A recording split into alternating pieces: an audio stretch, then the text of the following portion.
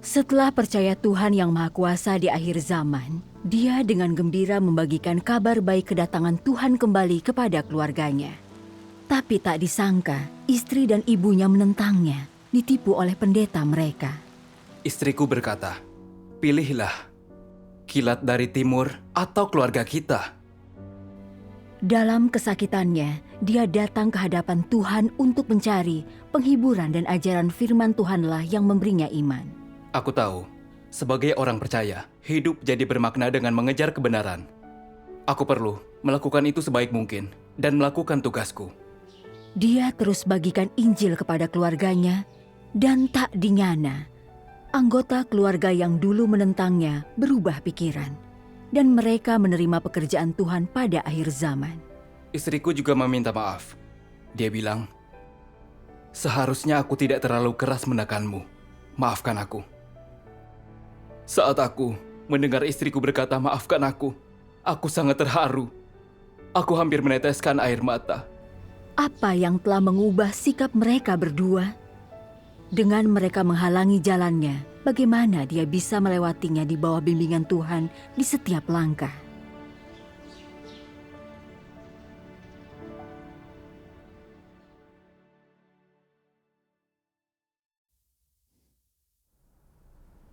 Oh, kapan kau menerima pekerjaan Tuhan yang Maha Kuasa pada akhir zaman? Oh, musim panas terakhir. Aku mempelajarinya di internet. Dan persekutuan lain tentang kebenaran. Seperti kedatangan kembali Tuhan, cara mendengarkan suara Tuhan, cara membedakan Kristus asli dan palsu, rencana 6.000 tahun Tuhan, dan banyak aspek kebenaran lain. Aku juga membaca banyak firman Tuhan. Aku mempelajarinya sekitar 2 bulan. Dan yakin Tuhan yang Maha Kuasa adalah Tuhan Yesus yang kembali. Aku bersemangat menerima pekerjaannya pada akhir zaman. Tak sabar memberitahu keluargaku kabar kedatangan Tuhan kembali untuk membawa mereka ke hadapan Tuhan. Namun, sebelum sempat berbagi Injil dengan mereka, komandan batalionku memanggilku pulang. Kau melewatkannya. Ya, aku berbagi Injil dengan mereka lewat telepon. Suatu kali, aku dan istriku mulai membicarakan cara menyambut Tuhan. Dan dia bertanya, apa aku percaya pada kilat dari timur? Katanya, pendeta bilang mereka meninggalkan keluarga. Aku harus lepaskan iman itu. Mendengar itu membuatku tidak enak dan marah. Aku bilang, jangan bodoh. Kenapa begitu saja mempercayai perkataan pendeta? Apa alasan dia mengatakan itu? Sudah 4 bulan aku percaya pada Tuhan yang Maha Kuasa. Apa aku meninggalkanmu dan tak peduli keluarga? Yang ku tahu, PKT menangkap dan mempersekusi orang percaya, menghancurkan banyak keluarga orang percaya. Kenapa mereka putar balikan fakta, berkata kami tak menginginkan keluarga? Itu semua bohong. Kau jangan dengarkan rumor dan kebohongan mereka.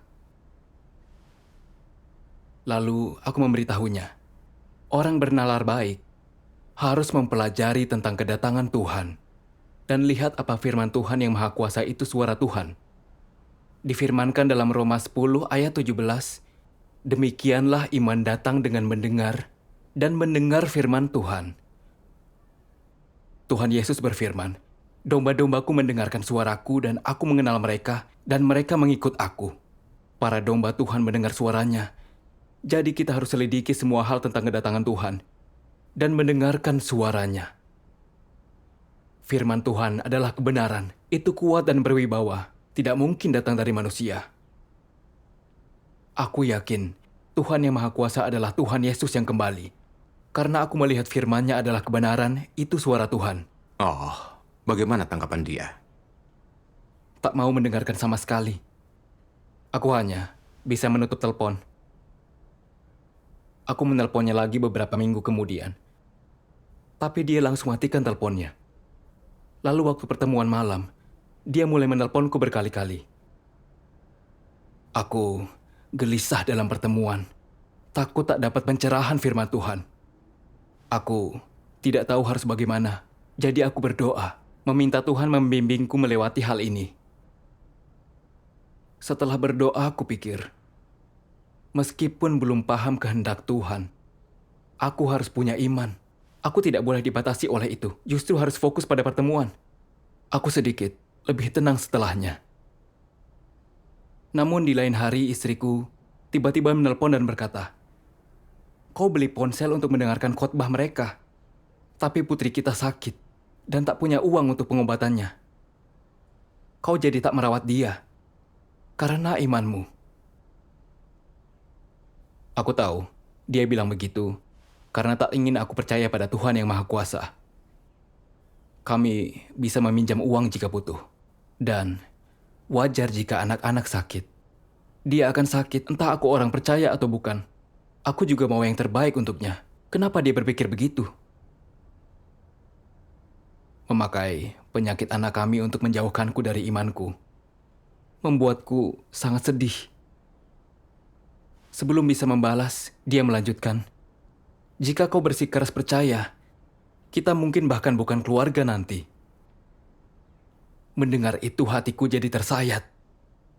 Aku penasaran, apa dia sungguh ingin bercerai meski anak kami masih kecil? Perasaanku tidak enak dan langsung menutup telepon saat itu juga. Namun, perkataannya terus menggangguku. Aku tak bisa menahan diri, menyalahkan Tuhan. Aku berpikir, kenapa dia tak melindungi keharmonisan keluarga dan putri kami? Oh, kau tidak mengerti mengapa itu terjadi. Benar. Untuk beberapa waktu, aku tak bisa menenangkan diri di dalam pertemuan dan tidak punya pencerahan untuk bersekutu. Jadi aku berdoa kepada Tuhan. Tuhan, tingkat pertumbuhanku kecil. Aku merasa sedih dan lemah sejak istriku mengatakan itu. Dampingi dan bimbinglah aku untuk memahami kehendak-Mu. Malam itu aku membaca sebuah kutipan firman Tuhan. Aku ingin membacanya. Baiklah. Tuhan yang Maha Kuasa berfirman, "Sementara menjalani ujian, wajar bagi manusia untuk merasa lemah atau memiliki kenegatifan dalam diri mereka, atau kurang memiliki kejelasan tentang kehendak Tuhan atau jalan penerapan mereka. Namun dalam hal apapun, engkau harus memiliki iman dalam pekerjaan Tuhan, dan seperti Ayub, jangan menyangkal Tuhan. Walaupun Ayub lemah dan mengutuki hari kelahirannya sendiri, dia tidak menyangkal bahwa segala sesuatu dalam hidup manusia dikaruniakan oleh Yahweh, dan Yahwehlah juga yang bisa mengambil semuanya itu. Bagaimanapun dia diuji, dia tetap mempertahankan keyakinannya ini. Dalam pengalamanmu, pemurnian apapun yang engkau alami melalui firman Tuhan, yang Tuhan kehendaki dari manusia, singkatnya, adalah iman dan kasih mereka kepadanya. Yang dia sempurnakan dengan bekerja dengan cara ini adalah iman, kasih, dan aspirasi manusia. Tuhan melakukan pekerjaan penyempurnaan dalam diri manusia, dan mereka tidak bisa melihatnya, tidak bisa merasakannya. Dalam situasi inilah imanmu dibutuhkan. Iman manusia dibutuhkan ketika sesuatu tidak bisa terlihat oleh mata telanjang, dan imanmu dibutuhkan ketika engkau tidak bisa melepaskan gagasanmu sendiri. Ketika engkau tidak memiliki kejelasan tentang pekerjaan Tuhan, yang dibutuhkan darimu adalah memiliki iman dan engkau harus berdiri teguh dan menjadi saksi. Ketika Ayub mencapai titik ini, Tuhan menampakkan diri kepadanya dan berbicara kepadanya. Artinya, hanya dari dalam imanmu lah engkau akan bisa melihat Tuhan, dan ketika engkau memiliki iman, Tuhan akan menyempurnakanmu. Tanpa iman, Dia tidak bisa melakukan ini. Amin. Firman-Nya menunjukkan kepadaku, jalan menuju kerajaan-Nya tidak selalu mulus. Tak sedikit rintangan dan ujian, hal yang kita benci akan terjadi. Namun kita harus melewati semua ini untuk melihat apa kita punya iman kepada Tuhan, dan apakah kita bisa memberikan kesaksian mendalam untuk Dia. Saat istriku menantang imanku kepada Tuhan yang Maha Kuasa, awalnya aku beriman untuk terus memberi kesaksian. Namun saat dia mengancam cerai, dan anak kami sakit, aku mulai mengeluh. Aku menyalahkan Tuhan karena tak melindungi keluargaku dan penyakit anakku. Aku tak punya iman sejati kepada Tuhan. Terjadi hal buruk, lalu mulai salahkan Tuhan. Itu bukan bersaksi. Aku mulai berpikir, mengapa aku kehilangan iman saat terjadi masalah pada keluargaku? Kenapa tak bisa menahan diri menyalahkan Dia? Oh ya, bagaimana kau menyelesaikan masalah ini? Aku membaca kutipan firman Tuhan yang membuatku memahami pandangan keliruku tentang iman. Mari kita tonton videonya. Baiklah. Tuhan yang Maha Kuasa berfirman, "Sekarang ini engkau tidak percaya pada firman yang kuucapkan, dan engkau tidak menghiraukannya. Ketika tiba saatnya pekerjaan ini disebarluaskan, dan engkau menyaksikan seluruhnya, engkau akan menyesal, dan saat itulah engkau akan tercengang. Ada berbagai berkat, tetapi engkau tidak tahu cara menikmatinya, dan ada kebenaran, tetapi engkau tidak mengejarnya. Bukankah engkau menghina dirimu sendiri? Sekarang ini, sekalipun langkah pekerjaan Tuhan berikutnya belum dimulai, tidak ada tuntutan tambahan yang diminta darimu dan apa yang harus kau hidupi. Ada begitu banyak pekerjaan dan begitu banyak kebenaran. Apakah semua itu tidak layak engkau ketahui? Apakah ajaran dan penghakiman Tuhan tidak mampu membangkitkan rohmu? Apakah ajaran dan penghakiman Tuhan tidak mampu membuatmu membenci diri sendiri? Apakah engkau puas hidup di bawah pengaruh iblis dengan kedamaian dan sukacita dan sedikit kenyamanan daging? Bukankah engkau yang paling hina dari semua orang? Tidak ada yang lebih bodoh selain mereka yang telah melihat keselamatan tetapi tidak berupaya mendapatkannya. Mereka inilah orang-orang yang mengenyangkan daging mereka sendiri dan menikmati iblis. Engkau berharap bahwa imanmu kepada Tuhan tidak akan mendatangkan tantangan atau kesengsaraan, ataupun kesulitan sekecil apapun. Engkau selalu mengejar hal-hal yang tidak berharga dan tidak menghargai hidup, melainkan menempatkan pikiran yang terlalu muluk-muluk di atas kebenaran. Engkau sungguh tidak berharga. Hal yang engkau kejar adalah agar bisa memperoleh kedamaian setelah percaya kepada Tuhan, agar anak-anakmu bebas dari penyakit, suamimu memiliki pekerjaan yang baik, putramu menemukan istri yang baik, putrimu mendapatkan suami yang layak, lembu dan kudamu dapat membajak tanah dengan baik, cuaca bagus selama 1 tahun untuk hasil panenmu. Inilah yang engkau cari. Pengejaranmu hanyalah untuk hidup dalam kenyamanan, supaya tidak ada kecelakaan menimpa keluargamu, angin badai berlalu darimu, wajahmu tak tersentuh oleh debu pasir, hasil panen keluargamu tidak dilanda banjir, terhindar dari bencana, hidup dalam dekapan Tuhan, hidup dalam sarang yang nyaman.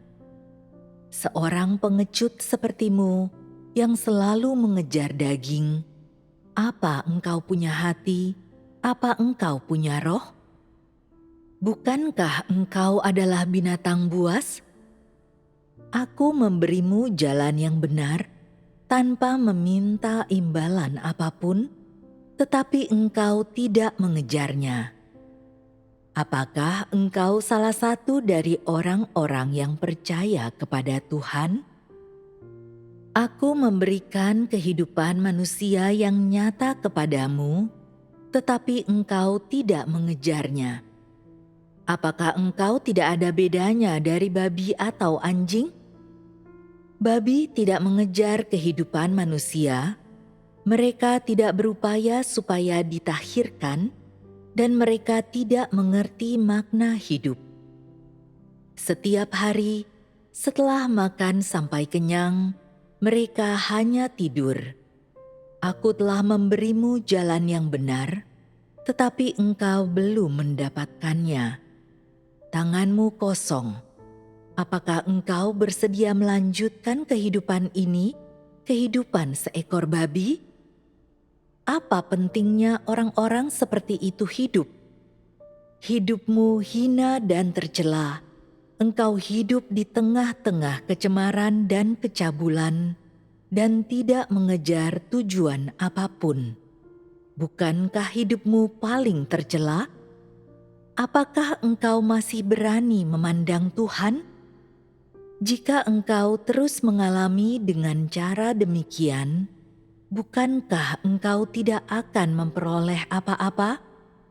Jalan yang benar telah diberikan kepadamu, tetapi apakah pada akhirnya engkau dapat memperolehnya?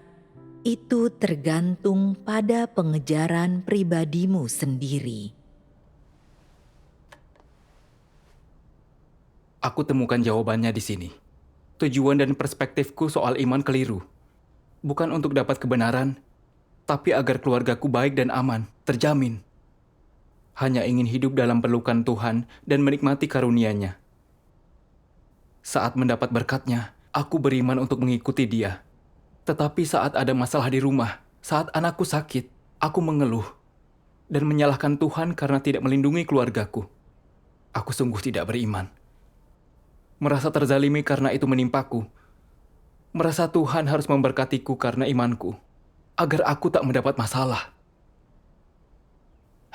Lalu, aku sadar imanku hanya terbentuk agar menerima kasih berkat dan tidak kuat menghadapi ujian. Punya iman dan menyembah Tuhan itu wajar. Seperti anak berbakti ke orang tua, kita tak boleh minta imbalan ke Tuhan.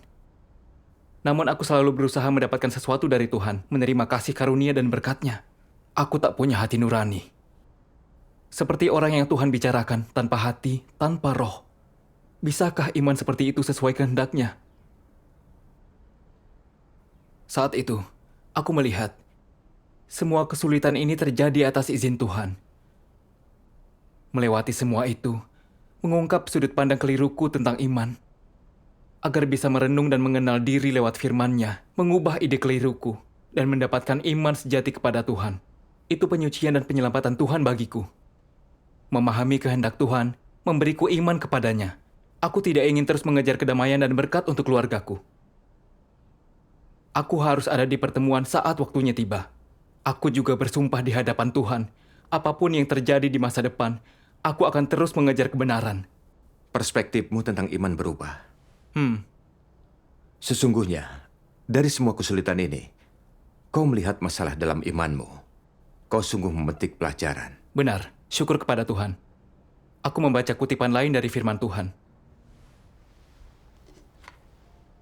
Tuhan yang Maha Kuasa berfirman, apa maksud kata iman? Iman adalah kepercayaan yang murni dan hati yang tulus yang harus manusia miliki ketika mereka tidak bisa melihat atau menyentuh sesuatu. Ketika pekerjaan Tuhan tidak sesuai dengan gagasan manusia, ketika itu di luar jangkauan manusia. Inilah iman yang aku maksudkan. Manusia membutuhkan iman selama masa-masa sulit dan selama pemurnian, dan iman adalah sesuatu yang diikuti oleh pemurnian. Pemurnian dan iman tidak bisa terpisahkan. Bagaimanapun cara Tuhan bekerja, dan dalam lingkungan seperti apapun engkau mampu mengejar kehidupan dan mencari kebenaran, serta mencari pengetahuan tentang pekerjaan Tuhan, dan memiliki pemahaman tentang tindakan-tindakannya, dan engkau mampu bertindak sesuai kebenaran. Melakukan semua itu adalah arti memiliki iman yang sejati, dan menunjukkan bahwa engkau belum kehilangan iman kepada Tuhan. Engkau hanya dapat memiliki iman yang sejati kepada Tuhan jika engkau mampu untuk teguh mengejar kebenaran melalui pemurnian, jika engkau mampu benar-benar mengasihi Tuhan dan tidak mengembangkan keraguan tentang Dia, jika apapun yang Dia lakukan, engkau tetap melakukan kebenaran untuk memuaskannya, dan jika engkau mampu mencari kehendak-Nya secara mendalam dan memikirkan kehendak-Nya. Amin. Aku belajar dari firman Tuhan, bahwa entah keadaan, berjalan dengan baik ataukah sulit, kita jangan ragukan atau salahkan Tuhan. Kita harus mencari kehendak-Nya, menemaninya, bertindak sesuai firman-Nya, dan memuaskannya meski sedang menderita. Itulah iman sejati. Pemahaman ini memberiku jalan penerapan dan iman untuk mengikuti Tuhan. Syukur kepada Tuhan. Bagaimana istrimu setelah itu? Kemudian, aku menelepon ibuku dan menanyakan kabar istriku. Dia bilang, istriku lebih banyak berada di rumah orang tuanya daripada mengurus rumah kami. Dan dia tampak sangat berbeda. Dia juga bilang, jalanku salah, kata pendeta. Imanku telah mengkhianati Tuhan Yesus. Menyuruh ibuku membuatku balik ke gereja, melepaskan kilat dari timur. Aku sangat marah saat mendengarnya. Memikirkan, alasan pendeta sebarkan kebohongan itu. Akibat rumor tipu daya merekalah, istriku menentang imanku pada Tuhan yang Maha Kuasa. Aku tak bisa biarkan mereka menahanku. Jangan dengarkan mereka, apapun yang mereka katakan. Setelah memikirkannya, aku hubungi ibuku, berkata, "Bu, jangan dengarkan perkataan pendeta itu. Tuhan yang Maha Kuasa telah mengungkap banyak kebenaran. Dia itu Tuhan Yesus yang datang kembali. Dia dan Yesus adalah Tuhan yang sama. Jadi imanku kepadanya tak mengkhianati Yesus. Aku mengikuti jejak anak domba dan menyambut Tuhan." Ibuku hanya diam saja pada saat itu. Lalu, aku menelpon istriku. Aku terkejut mendapati dia marah. Berkata, "Mengapa kau menelponku? Kupikir kau tak peduli pada kami. Sekarang, pilihlah. Kilat dari timur atau keluarga kita. Tak apa jika tidak memikirkanku, tapi pikirkan anak kita. Usianya baru 8 bulan. Pasti mengerikan mendengar itu. Benar, itu membuatku sangat sedih. Aku tidak mengerti. Aku hanya ikut pertemuan dan membaca firman Tuhan. Aku ada di jalan yang benar. Tak pernah bilang meninggalkan keluarga atau menelantarkan putri kami. Kenapa dia memaksaku memilih? Lalu aku sadar, dia tak tahu apa itu iman kepada Tuhan dan tak mau dengar perkataanku. Namun membuatku melepaskan iman itu mustahil. Aku yakin dialah Yesus yang datang kembali. Aku akan terus ikuti Tuhan, tak peduli istriku bilang apa. Saat melihat aku tak menjawab, dia hanya menutup telepon. Perkataan istriku begitu menggangguku. Tapi aku tahu, tak bisa terus salahkan Tuhan seperti sebelumnya. Aku harus punya iman, andalkan Tuhan untuk melewatinya. Lalu, aku mendengar lagu pujian berjudul, "Engkau harus tinggalkan semua demi kebenaran." Aku akan membacanya. Bagus. Engkau harus menderita kesukaran demi kebenaran. Engkau harus menyerahkan diri kepada kebenaran. Engkau harus menanggung penghinaan demi kebenaran. Dan untuk memperoleh lebih banyak kebenaran, engkau harus mengalami penderitaan yang lebih besar. Inilah yang harus engkau lakukan. Janganlah membuang kebenaran demi kehidupan keluarga yang damai. Dan janganlah kehilangan martabat dan integritas hidupmu demi kesenangan sesaat. Engkau harus mengejar segala yang indah dan baik, dan engkau harus mengejar jalan dalam hidup yang lebih bermakna. Jika engkau menjalani kehidupan yang vulgar dan tidak mengejar tujuan apapun, bukankah engkau menyia-nyiakan hidupmu? Apa yang dapat engkau peroleh dari kehidupan semacam itu? Engkau harus meninggalkan seluruh kenikmatan daging demi satu kebenaran. Dan jangan membuang seluruh kebenaran demi sedikit kenikmatan. Orang-orang seperti ini tidak memiliki integritas atau martabat. Keberadaan mereka tidak ada artinya. Amin. Firman Tuhan menguatkan imanku. Aku tahu, sebagai orang percaya, hidup jadi bermakna dengan mengejar kebenaran. Tak boleh kehilangan iman karena masalah di rumah atau kesulitan daging. Tak punya iman tidak menyembah Tuhan. Adalah kehidupan tanpa makna atau nilai. Aku jangan tertahan oleh keluargaku. Kesehatan seluruh keluargaku ada di tangan Tuhan. Harus berserah pada Tuhan, tunduk pada pengaturannya. Mengejar kebenaran sebaik mungkin dan melakukan tugasku. Hal itu pastilah yang paling berharga. Benar. Jadi, kau mempertahankan iman saat menghadapi penentangan keluargamu. Bagaimana kau melewati hal itu? Dan kenapa mereka akhirnya terima pekerjaan Tuhan pada akhir zaman? Aku pulang ke rumah untuk memperbarui dokumen KTP-ku. Kurasa ini kesempatan bagus untuk berbagi Injil pada mereka. Aku sangat bersemangat. Namun, aku juga khawatir karena istriku dan ibuku menentang imanku. Dan semua di sana tahu kepercayaanku. Jika pendeta tahu aku pulang, mereka pasti akan menghalangiku. Entah apa yang akan terjadi di sana. Jadi, aku berdoa kepada Tuhan. Ya, Tuhan, aku ingin berbagi Injil pada keluargaku saat pulang. Tetapi, mereka selama ini menekanku dan para pendeta ikut campur. Aku khawatir mereka tidak akan mendengarkan persekutuanku. Tuhan, aku mengandalkan-Mu. Kuserahkan keluargaku ke tangan-Mu. Dampingilah aku dan bukakan jalan untukku. Lalu, aku mendengar lagu pujian firman Tuhan. Dalam setiap orang, masalah, dan hal yang engkau hadapi, firman Tuhan akan tampak padamu setiap waktu. Membimbingmu bertindak sesuai kehendak-Nya. Lakukanlah semua hal dalam firman Tuhan, dan Tuhan akan memimpinmu dalam setiap tindakanmu. Engkau tidak akan menyimpang, dan engkau akan mampu hidup dalam terang yang baru, bahkan dengan pencerahan yang semakin lama semakin baru. Engkau tidak bisa menggunakan gagasan manusia untuk memikirkan apa yang harus dilakukan.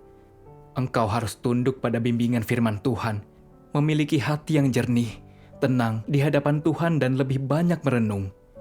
Jangan khawatirkan solusi tentang apa yang engkau tidak mengerti.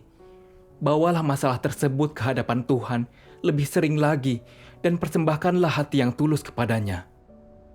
Percayalah bahwa Tuhan adalah yang maha kuasa. Engkau harus memiliki aspirasi yang besar tentang Tuhan dengan lapar mencari Dia sambil menolak alasan, niat, dan tipuan iblis. Jangan putus asa. Jangan menjadi lemah. Carilah Dia dengan segenap hatimu. Nantikanlah Dia dengan segenap hatimu. Bekerja samalah secara aktif dengan Tuhan dan singkirkan penghalang dalam batinmu. Amin. Mendengar lagu pujian ini, aku tahu kehendak Tuhan ada dalam perjalanan ini. Hanya imanku kurang dan tidak paham kehendak Tuhan. Namun, aku harus andalkan Tuhan. Bagian percayalah Tuhan adalah yang maha kuasa, sungguh membekas. Firman Tuhan memberiku iman. Aku berpikir, semua yang kuhadapi setiap hari adalah seizin Tuhan. Selama sungguh mengandalkan dan ingat Tuhan, Dia pasti membimbingku menghadapinya dengan firman-Nya. Syukur kepada Tuhan, imanmu lebih kuat. Tentu saja. Namun, keluargamu sangat menentangnya. Berbagi Injil dengan mereka pasti sulit. Benar. Saat pertama kali pulang, istriku mengabaikanku. Tetapi aku tahu itu hanya karena pengaruh pendeta terhadapnya. Aku harus cari kesempatan jelaskan pekerjaan Tuhan, agar dia tahu kebenaran dan tak disesatkan pendeta. Jadi, aku berdoa kepada Tuhan, meminta petunjuknya. Lalu, dengan sabar kami berbagi firman. Aku bilang, kalian harus selidiki pekerjaan Tuhan yang maha kuasa di akhir zaman, dan membaca firman-Nya. Kau akan lihat, ini suara Tuhan. Itu firman Tuhan untuk umat manusia, dan Dia adalah Tuhan Yesus yang kembali.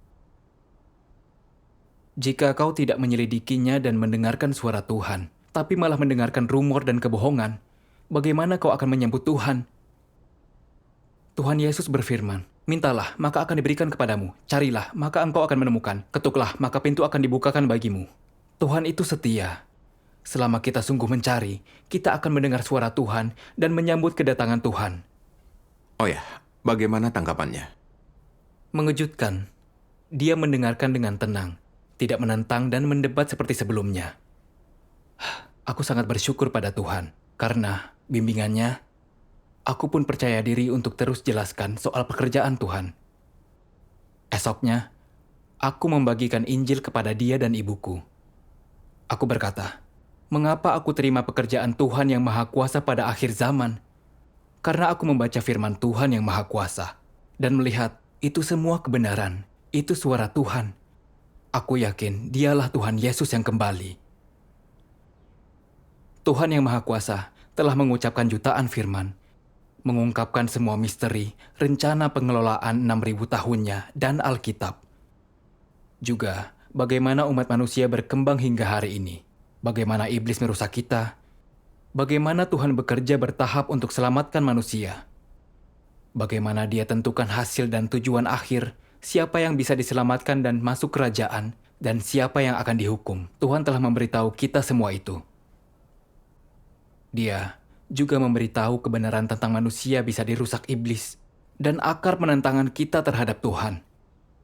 Terlebih lagi, Dia tunjukkan jalan agar dosa kita ditahirkan. Setiap kata adalah kebenaran, kuat dan berwibawa. Tuhan mengungkapkan semua ini untuk menyucikan dan mengubah kita, untuk menyelamatkan kita dari kuasa iblis. Aku bertanya, siapa yang bisa mengungkapkan kebenaran dan menyelamatkan kita? Hanya Tuhan yang bisa. Manusia tidak punya kebenaran. Hanya Kristuslah jalan, kebenaran, dan hidup. Lalu aku melanjutkan, kalian harus membaca firman Tuhan dengan cermat. Maka kalian akan lihat itu adalah kebenaran. Itulah suara Tuhan. Dan Tuhan yang Maha Kuasa adalah Yesus yang kembali. Jika kalian dengar kesaksian Tuhan telah kembali dan tidak menyelidikinya, tapi mengutuknya karena perkataan pendeta, kalian akan kehilangan kesempatan menyambut Tuhan. Itu akan sangat disayangkan. Pastinya. Lalu apa yang mereka katakan? Mendengar itu, ibuku berkata, "Anakku, kau benar. Tuhan menciptakan manusia, jadi kita harus mendengarkan ucapan Tuhan, bukan manusia lain." Aku sangat senang mendengar itu dan bersyukur pada Tuhan yang Maha Kuasa. Lalu ibuku bercerita, pernah ibu meminta pendeta mendoakan keluarga kita, tetapi dia berkata, "Putramu tidak mendengarkan kami. Kami tak izinkan dia ikuti Tuhan yang Maha Kuasa. Kau benar-benar mengabaikan kami. Jadi jangan minta bantuan untuk urusan keluargamu. Tanganilah sendiri." Aku sangat marah saat mendengar itu. Aku bilang, sebagai anggota pendeta, harusnya memimpin umat, selidiki berita kedatangan Tuhan kembali. Mereka tak hanya menolak, tapi juga mengancam umatnya, menghalangi mendengar suara Tuhan. Apa motivasi mereka? Bukankah mereka berusaha menguasai umatnya? Tuhan Yesus mengutuk orang Farisi. Tapi celakalah engkau, ahli Taurat dan orang Farisi, orang munafik, karena engkau menutup kerajaan surga terhadap manusia, padahal engkau sendiri tidak pernah pergi ke sana, namun engkau menghalangi orang-orang yang berusaha masuk ke sana. Saat Yesus muncul dan bekerja, kaum Farisi menentang dan mengutuk dia agar bisa kuasai kaum Yahudi dalam genggaman mereka. Mereka akhirnya menyalibkan Yesus, kemudian dikutuk dan dihukum oleh Tuhan. Pendeta saat ini sama seperti kaum Farisi, bukan hanya menolak menyelidiki, tapi juga menjauhkan umat. Mereka seperti memusuhi Tuhan. Mereka pada akhirnya akan dikutuk dan dihukum juga. Aku lalu beri mereka kesaksian, cara mendengar suara Tuhan untuk menyambut Tuhan. Dan hanya itulah cara menjadi bijak dalam menyambut Tuhan. Lalu, aku mendesak mereka. Aku harap kalian selidiki pekerjaan Tuhan yang Maha Kuasa di akhir zaman dan membaca firman-Nya untuk melihat apakah itu sungguh suara Tuhan. Aku tak suka kalian disesatkan dan dikendalikan pendeta. Kalian harus punya ketajaman. Bagaimana tanggapan mereka? Ibuku lalu berkata, "Kau benar. Aku selalu dengarkan pendeta kita. Takut kau salah jalan. Karenanya, aku menghalangimu percaya pada Tuhan yang Maha Kuasa. Namun, aku lihat persekutuanmu sejalan dengan Alkitab, dan situasinya tak seperti gambaran pendeta. Aku akan menyelidikinya." Bagaimana dengan istrimu? Dia ada di sana sampai akhir mendengarkan baik-baik. Setelah itu, aku banyak bacakan firman Tuhan pada mereka, lalu bersekutu soal beda mengikuti Tuhan dan mengikuti manusia. Mengapa Tuhan lakukan penghakiman terakhirnya sekarang, dan pentingnya pekerjaan Tuhan pada akhir zaman. Setelah beberapa sesi persekutuan, keduanya menerima pekerjaan Tuhan pada akhir zaman. Syukur kepada Tuhan. Melihat mereka berdua datang ke hadapan Tuhan, aku sangat gembira dan aku bersyukur. Itu adalah kasih Tuhan. Syukur kepada Tuhan. Sebelumnya, mereka sangat menentang imanmu karena pendeta. Bisa menerima jalan yang benar dan menghadap Tuhan adalah bimbingan Tuhan. Benar, syukur kepada Tuhan. Belakangan, istriku terbuka kepadaku. Dia berkata, aku menindasmu, bahkan mengancam bercerai, karena mendengarkan pendeta. Setiap kali pergi ke gereja, dia bilang kau salah jalan dan menyuruhmu kembali. Aku takut dia benar, jadi aku terus menentangmu dan tak mau mendengarkanmu. Namun, setelah membaca firman Tuhan dan mendengar persekutuanmu, kulihat itu sangat berbeda dari yang kubayangkan. Lalu dia berkata, mengingat sikapku terhadap pekerjaan baru Tuhan, sungguh membuatku takut. Aku berperang melawan Tuhan dan hampir kehilangan kesempatan menyambut kedatangan Tuhan. Lalu dia meminta maaf, berkata, tak seharusnya aku begitu padamu, maafkan aku.